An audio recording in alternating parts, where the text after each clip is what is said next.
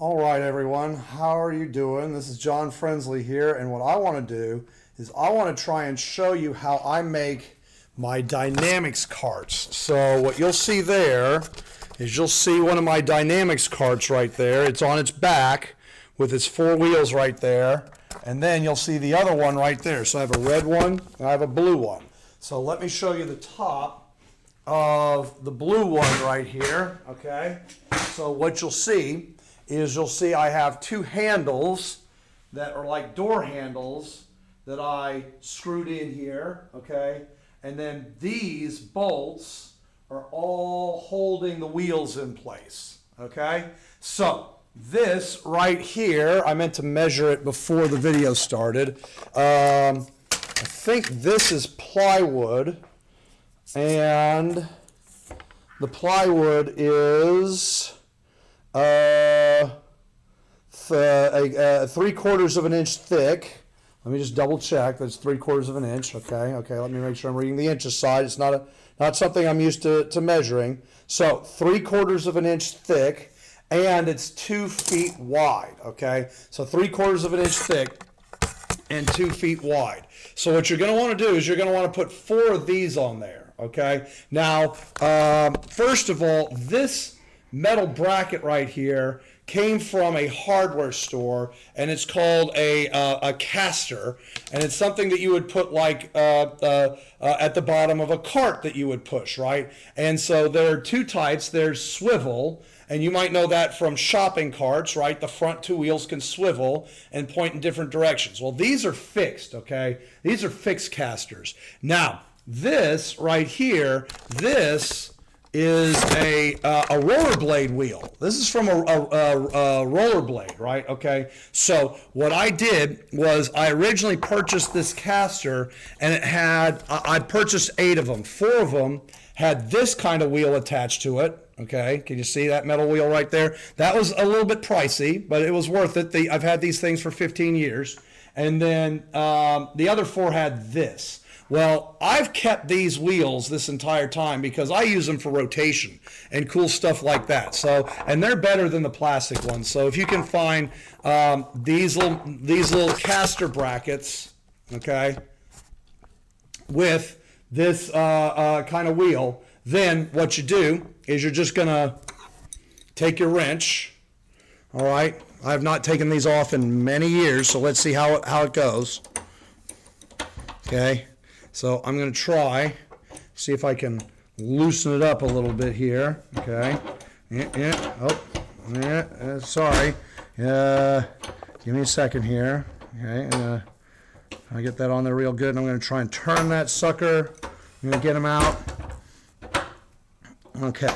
All good. Now, you got to make sure that on the other side, this other end over here is not rotating, so I might have to get a screwdriver. No, it's working just fine. Okay, now I'm actually able to take this off. Okay, so, okay, okay. Okay, so, I just put these aside. All right, and let me kind of try and show you the anatomy here. So this bolt came with, and the nut, came with the original roll caster. See, you can see how it fits in there perfectly, right? Okay. And then you just screw on the other side. So that is what I originally got. But I took this out. Now, maybe you do want to go ahead and use this. I don't know. But what a friend of mine told me is that I should buy rollerblades at a garage sale. Okay. I should take the rollerblade bolt out and take off all the wheels. Okay. Now, if you allow me to get a screwdriver here, let me show you what you would do. So you take the rollerblade wheels off, okay? Sorry, I'm getting a little screwdriver here, and you're going to see why I'm going to use it for a second.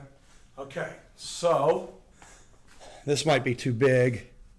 No, it works perfectly. Okay, so then you can take out, these are the bearings. These are the bearings. Can I get it out?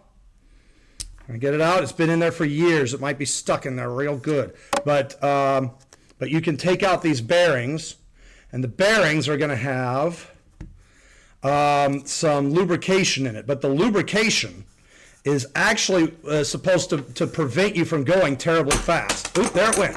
So these bearings will have some lubrication in them, some probably something petroleum based or whatever. So what I did was I took all these little bearings and I submerged them in acetone and stirred them around so that all that lubrication dissolved away. And then the reason everything's gray is because I replaced it with graphite spray. Graphite is a much better lubricant for being truly frictionless, okay? So I have 2 roller blades, 4 wheels each. That's 4 wheels for each of my carts.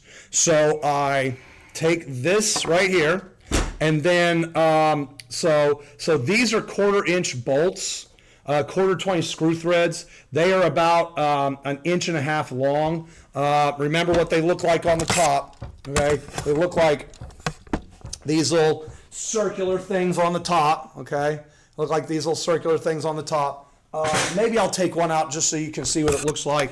It's a little bit annoying to take these out, though. I'm just going to tell you that right now. Let's see if I can get one of these out so you can see what it looks like. Oh, yeah, that turned pretty easily. Okay, so here we go. Oh. Well, he's in there pretty good. Another thing you'll notice is that I spray painted the plywood pieces, 2 foot by 2 foot plywood pieces, and I spray painted them before I did anything else to them.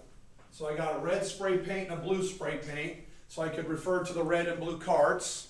I just took them out in my yard and just spray painted them. Okay, so this is what we're talking about. This kind of a little thing right here. Okay, so how long is this? Let's just go ahead and hold it up. And 1 inch and 1/4, 1 1/4 inches. Okay, so that goes through the 3/4 inch. You have 1/2 of an inch left over. Oh, that's not the correct nut. That's the nut that goes on the other bolt. That came with the rolly casters. And we're going to get that on there. Okay. And then I'm going to take, and in order to make sure that this, so if you put this in all by himself, he's going to wiggle back and forth. You see that? That's not going to work. That's going to add a bunch of friction. So what I did is I got 4 of these flat washers. Okay, so I'm going to push this through. 4 flat washers, all covered in the graphite. And then this wheel here. Okay. Oh, let's get the other 4 washers on there. And that way, if there's a lot of lubrication between the washers will even rotate independently of each other.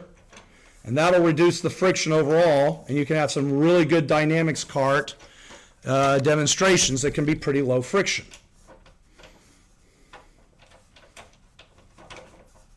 Okay, so now I'm going to twist this back on there. Oh, okay. I'm going to twist it using my adjustable wrench. Oh, I've got a problem on the other end. On the other end, I don't know what I'm going to do on the other end because this thing will, unfortunately, it will rotate. This piece right here will rotate.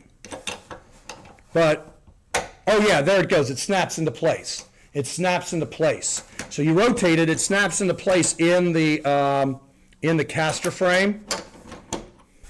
And then at that point, this piece will not rotate. So they thought everything when they build this. All right. So if you want to try and build these, that's great. If you don't, but you think that you have a student who could do it, maybe you can pay them. I would probably pay them $100 plus the cost of materials, but that'll still put you ahead of buying these from a educational supply, scientific educational supply company. Okay, yeah, all good. All right, and then let me talk to you about the handles here, okay? All right, that should be on there really good. Don't turn it to, yeah, look at it spin. This hasn't been lubricated in many years, and yet it spins for a still pretty long time. Okay, now let me talk to you about the handles here, okay? You can see little screws sticking out here. So these are just door handles right here. So the door handle actually comes with its own screws. So you buy the door handle and the 4 screws come with it. And so what you have to do, you will need a drill with some drill bits, or maybe you can borrow one from your shop or tech theater or whatever. And then what you do is you drill holes that are just slightly too small, maybe for the screws themselves, and then you just use a Phillips head screwdriver and you screw them in. And then you've got yourself a nice Dynamics cart. All right, so I hope that this video maybe inspires you to build your own Dynamics carts that you can use for kinematics and forces and things like that.